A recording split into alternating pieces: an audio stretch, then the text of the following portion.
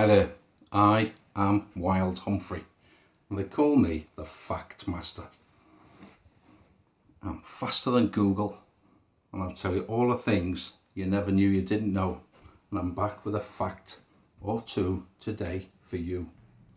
Now, if you think of historic documents signed by powerful people throughout the ages, you think of perhaps the Declaration of Independence, Treaty of Versailles, Treaty of Rome, Treaty of London, more than one Treaty of Paris, and many others.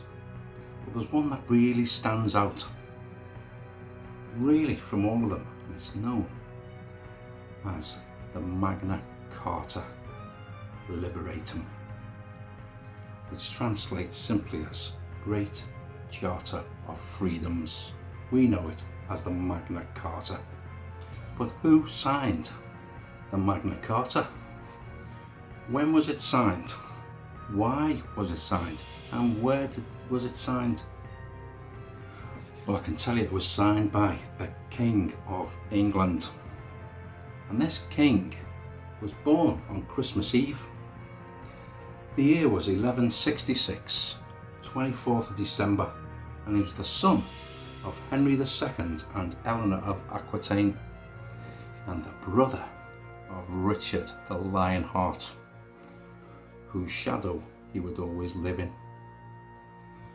But he never expected to be king. The only problem was his brother had gone off fighting in France and got himself killed. He'd been struck with a bolt from a crossbow and died on the 6th of April 1199. So this guy thought, oh great, he's gone. I am now the king, I can do what I want. I'm sick of living in his shadow anyway. He's never in this country, I've been doing all his work for him. I'm going to carry on, but I'm going to change a few things. And for a while that's what he did, as people got used to him.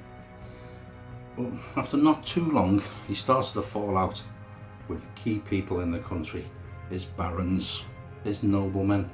They were all getting fed up with this new king's big ideas and the take that he was up to all the time. And this went on, and quite a few people would challenge him. One in particular was his nephew, Arthur. Now, Arthur was making a claim to the throne, and this king didn't like that at all. This nephew of his thought, I'm going to need to do something about you, fella. You are not getting away with this. So what does he do? On the 3rd of April 1203, gets him in the Tower of London, murders him, killed his own nephew. Now that caused a bit of an uproar. People were not too happy about that. But the king said, listen here just a minute. This guy, if I hadn't killed him, he would have killed me. I am the king. He was after my crown, and that ain't gonna happen. So we sort of got away with it. But things went on, and still it didn't change much. And so what they did in the end, they thought, we need to come up with something, an agreement between the king and the barons, something meaningful, memorable, that's going to last. And what did they come up with? The Magna Carta. This king was King John. He was the third of the Plantagenet kings. Now his brother was known as Richard the Lionheart. John was known as Dollyheart by some people, which is a little bit cruel, but there we are. Anyway, he agreed to sign this Magna Carta because he knew if he didn't, he'd have war and he'd probably be killed. And John didn't want death. He wasn't ready to meet his maker, no way. So he read it all, I think. There's pages and pages and pages of this document. And he famously signed it on the 15th of June 1215 in the fields of Runnymede at the side of the River Thames on a gloriously sunny day, with all his key people present, barons the lot. And for a while they all stuck to the agreements. Now part of this Magna Carta really meant the king would relinquish a number of his powers. But the barons also had a few things to do. But this agreement, although it was on paper, didn't last long in reality. The king went back on his word, so did the barons. They all fell out with each other.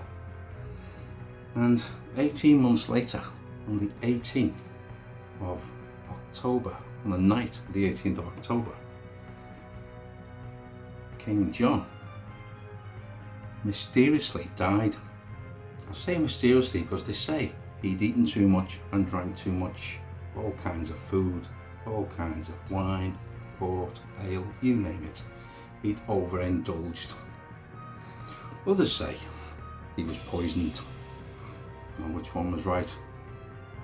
Who knows? There's no proof either way. But one thing for sure, King John was gone. He was no more. Now he was succeeded by his son, Henry III. And Henry III had more trouble with the barons than John. He took up the mantle of the Magna Carta, changed a few things, agreed a few others, went back on his word. His son was Edward I. Exactly the same story. None of them could ever seem to agree on anything, even though they all signed to say they would. Now, King John has long gone, of course. And the Magna Carta, well, that's still there. Although many of the agreements don't exist anymore, it's still there, and you can read the Magna Carta if you so desired. But if you do, make sure you give yourself plenty of time, because this ain't like the Ten Commandments. Oh no. The Magna Carta, this goes on and on and on. But it's a pretty good read if you've got the patience. But it was King John who got it going. He signed it in the fields of Runnymede on the 15th of June 1215. His stamp on a Magna Carta, and that's what he was famous for. And that is a fact. Now, I am Wild Humphrey. I am faster than Google. I'll tell you all the things you never knew you didn't know. I want to say thanks for watching this video. Please tune in, subscribe to my channel, and every time I'm on, you'll get it straight away. And remember, whatever I tell you, it's from up there, and I'm faster than Google, and that is a fact. Take it easy.